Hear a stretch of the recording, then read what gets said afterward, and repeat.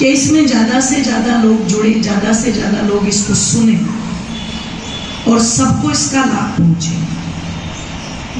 लेकिन आपने अपना कर्तव्य पूर्ण किया, पर हो सकता है सामने वाला एक शब्द कह रही हूं, सुनने में थोड़ा अटपटा लगेगा, लेकिन पचा लेना, क्योंकि सत्य है।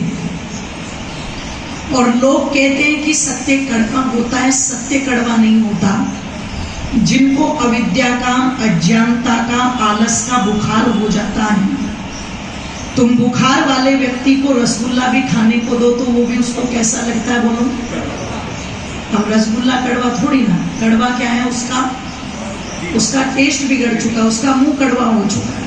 रसगुल्ला कड़वा नहीं है, कड़वा है उसका मुख। तो पता लगा जब उसका टेस्ट बिगड़ गया, उसका ढांचा बिगड़ गया, तो उसे मीठी चीज भी कड़वी लगी। इसलिए सत्य जो होता है वो कड़वा नहीं होता। सामने वाले को सत्य कड़वा लग जाता है। तो मैं निवेदन कर रही थी, आपने अपनी तरफ से भरसक प्रयत्न किया कि ज्यादा से ज्यादा लोग जुड़े, लेकिन सब इतने सौभाग्यशाली नहीं होते लोगों जो चल करके यहाँ पर आ सके और इन चीजों से जुड़ सके।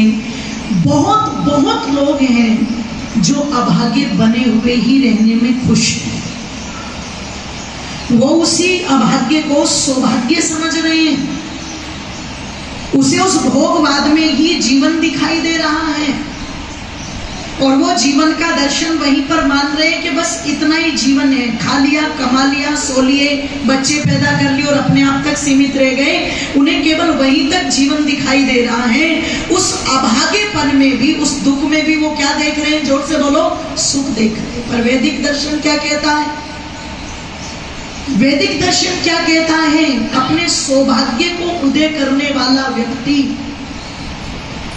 जब भी उसको पता लगेगा कि फला जगह पर कोई कथा चल रही है, कोई धार्मिक आयोजन हो रहा है, कोई यज्ञ हो रहा है, कोई वेद की चर्चा वहां पर हो रही है, चाहे वो कितना भी व्यस्त क्यों ना हो, वो उसमें से भी समय, जोर से बोलो, क्यों?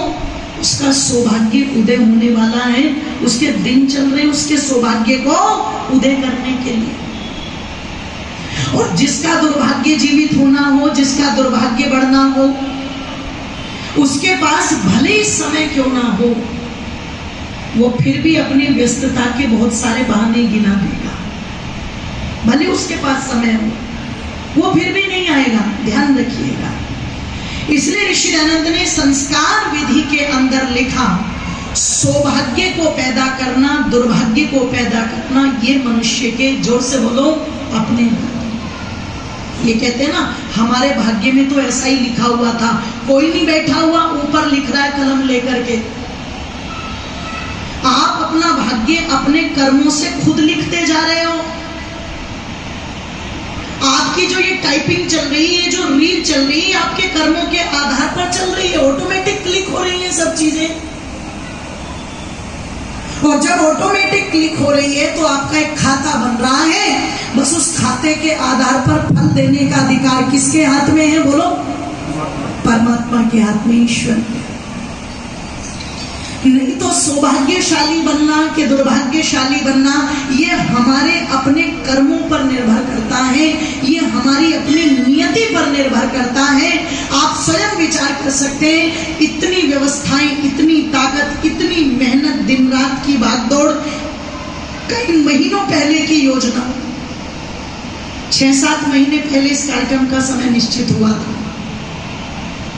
और 6-7 महीने में ऐसा तो नहीं है कि तैयारी नहीं की गई होगी, भागदौड़ नहीं की गई होगी, बहुत भागदौड़ की गई है, बहुत तैयारियां की गई है, तब जाकर के ये कार्यक्रम यहाँ पर रखा गया है। और इस कार्यक्रम को सुनने के लिए आए हैं जो लोग, मुझे कतई निराशा नहीं है, क्योंकि मैं जानती हूँ यहाँ पर वो व्यक्ति चल करके आए हैं जो वास्तव में चाहते हैं कि मैं सौभाग्यशाली बनूं, मैं दुर्भाग्यशाली ना रहूं। मुझे इस बात की कोई शंका नहीं,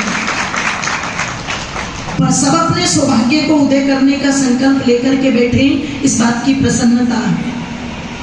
और जिन्हें अपने दुर्भाग्य को आमंत्रित करना होता है, तुम आसपास के सपना चौधरी को बुला लो, कोई निमंत्रण मत देना, बुलाना मत आप, कोई बिछात मत करना, कोई व्यवस्था मत देना आप, तुम टोकना भी मत, तुम पूछना भी मत, तुम किसी को ये भी मत कहना कि यहाँ बैठ जाओ। अपने आप ही भीड़ टूट टूट करके पड़ेगी, अपने आप। और धन ऐसे उड़ाएंगे यूं करके जैसे सपना चौधरी इनकी बुआ लगती है और ये भात भरने आए हो सारे के सारे। उड़ाएंगे कि नहीं उड़ाएंगे? ऐसे उड़ाएंगे। वो अपने दुर्भाग्य को खुद उदय कर रहे हैं। और युवाओं की बात नहीं है कि युवा बिगड़ रहे हैं, ये युवा होते हैं वहां।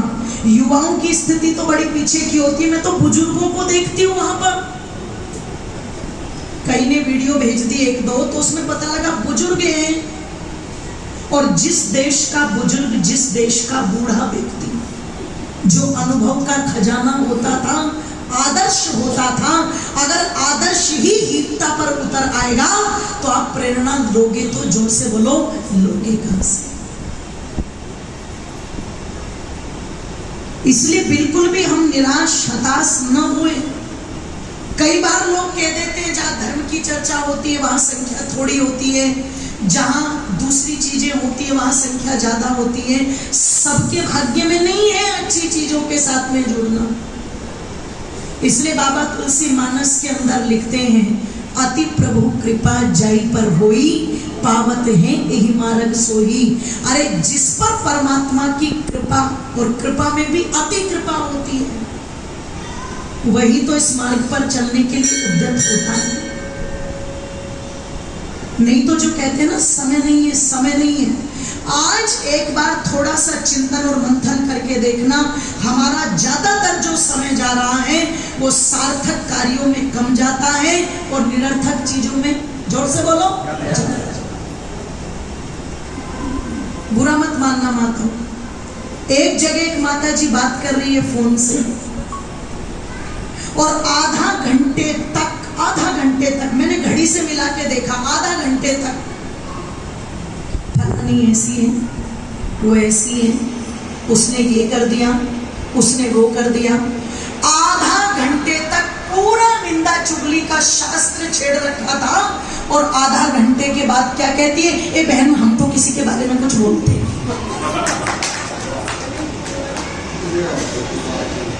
मतलब आधा घंटे तक पूरा निंदा का अध्याय, और आधा घंटे के बाद क्या कह रही है, हम तो किसी के बारे में कुछ। और दूसरी बात तो सुनकर के मेरा ऐसा मन करा मैं छत से कूद जाऊं। क्यों? पहले तो ये मैंने कह दिया कि हम तो किसी के बारे में कुछ कहते नहीं, मैं हैरान थी इसने आधा घंटे तक किया क्या, और लास्ट में आके ये बोल दिया। और जब दूसरी बात बोली तो सच में मेरा मन करा कि मैं छत से कूद जाऊं। वो आधा घंटे तक फोन पे बात करके क्या कहती है, अच्छा अभी टाइम नहीं है, मैं फ्री होके फोन करूंगी। आधा घंटे टाइम नहीं मान रही है वो, और आधा घंटे के बाद बोल रही है अच्छा मैं फ्री होकर के बात करूंगी। जरा विचार करना, चिंतन करना, कितना स्तर हमारा घटता है वहां पर। जब हम व्यर्थ की बातों को बोलते हैं, व्यर्थ की चर्चाओं को करते हैं, और आप सोचते होंगे ये बातें हमने कर दी, ये बातें हमने बोल दी, इनका कोई असर नहीं हो रहा है। एक बार पढ़ना अपने शास्त्रों को, अक्षरम शरम विद्या दशनो तेरवा सरोक्षरम वर्णम बाहु पूर्व सूत्रे किमर्थम उपदिश्यति। ये जो अक्षर, ये जो शब्द तुम्हारे मुख से निकल रहे हैं, ये कभी नष्ट नहीं होते, ये हमेशा रहते हैं। तुम जहां इनको बोलते हो ये उसी आकाश मंडल में, जोर से बोलो, घूमते हैं। आज वैज्ञानिक फ्रीक्वेंसी को क्यों पकड़ रहे हैं? सोचो आप, आज दूसरे ग्रह पर जीवन की खोज में क्यों भेजी जा रही है तरंगे, और जो भी तरंगे डिटेक्ट की जाती है उनको रिकॉर्ड क्यों रखा जाता है? आप सोचो जरा, क्योंकि शब्द जो है वो कभी भी नष्ट, जोर से बोलो, नहीं होता। इनफैक्ट वो आकाश मंडल में घूमता है, अपनी तरंगे छोड़ते हैं, अपनी फ्रीक्वेंसी छोड़ते हैं। अगर तुम अच्छे वाक्यों को बोलो, अगर तुम अच्छे शब्दों को बोलो, अगर तुम्हारा आचरण, तुम्हारी शब्दावली पवित्र है, तो निश्चित वो पवित्रता ही आकाश मंडल में घूमेगी कि नहीं घूमेगी? बोलो। और तुम निंदा चुगली में, हर समय एक दूसरे की बुराई, हर समय एक दूसरे की आलोचना, इसने ये कर दिया, इसने वो कर दिया, देखते के साथ ताने देने शुरू कर दिए। आप सोचो कि ये चीजें मैंने कह दी और ये कब समाप्त हो गई? समाप्त नहीं होती, वो वही घूमती है। तुम घर में बोल रहे हो, वो घर में घूम रही है। तुम रसोई में बोल रहे हो, वो रसोई में घूम रही है। तुम आंगन में बोल रहे हो, वो आंगन में घूम रही है। इसलिए जरा विचार करो, पहले लोग कितने समझदार होंगे कि वो अपने घरों के अंदर एक भवन अलग से बनाते थे जिसको कहा जाता था कोप भवन। कोप भवन। अगर कोई लड़ाई, कोई झगड़ा, कोई गुस्सा आ रहा है, कुछ भी आ रहा है, तो जाकर के सीधे कहां उतारते थे? बोलो, उस कोप भवन के अंदर। इसका मतलब वो जानते थे कि इन शब्दों की फ्रीक्वेंसी, इनकी वाइब्रेशंस पूरे के पूरे वायुमंडल में घूमती है, और अगर वो घूमती हैं तो वो तनाव पैदा करेंगी, वो टकराएंगी वो चीजें। इसलिए जो कहते हैं ना, घर में शांति नहीं है, कहीं किसी ने कुछ, जोर से बोलो, करवा तो नहीं दिया। कोई कुछ नहीं करवा रहा, तुम ही हो करने वाले। कोई कुछ नहीं करवा रहा, आप ही हो करने वाले। आपने उस घर के अंदर इतना जहरीला, इतना विषाक्त वातावरण बना दिया है कि तुम्हें तुम्हारा घर ही नेगेटिव लग रहा है। तुम्हें लगता है मेरे घर में ही भूत चुड़ैल का वास है। कई बार होता है ना लोगों को, कई बार लगता है लोगों को ये कोई अलग से भूत चुड़ैल नहीं है। क्योंकि अगर भूत चुड़ैल होती तो मुझे भी 15 साल हो गए ये कहते कहते, भैया एक आधा भूत कोई हमें भी चिपटा दो, है ना, एक आधा भूत कोई हमें भी चिपटा दो। तो आज तक मुझे तो कोई नहीं मिला चिपटाने वाला, कोई नहीं मिला। और मैं कई बार बोल चुकी हूं। और एक चीज मुझे आज तक भी समझ में नहीं आई कि ये भूत भी बिना बुद्धि के ही भूत हैं। बुद्धि नहीं है भूतों को। अच्छा, चिपट किसे रहे हैं? झोपड़ी वालियों को। वो हिला रही है अपनी गर्दन, हिला रही है कि नहीं है? जगराता हो रहा है, कई सारी वही गर्दन हिलाने लगती। कथा हो रही है, कई सारी वही गर्दन हिलाने लगती है। आर्य समाज के जलसे में मुझे आज तक एक महिला नहीं मिली जिसने गर्दन हिलाई हो, एक भी नहीं मिली आज तक। आप सोचो जरा, विचार करो। आप, मुझे भी वो भूत बेबुद्धि के लगते हैं। चिपटेंगे किसको? झोपड़ी वालों को। चिपटेंगे किसको? अनपढ़ों को।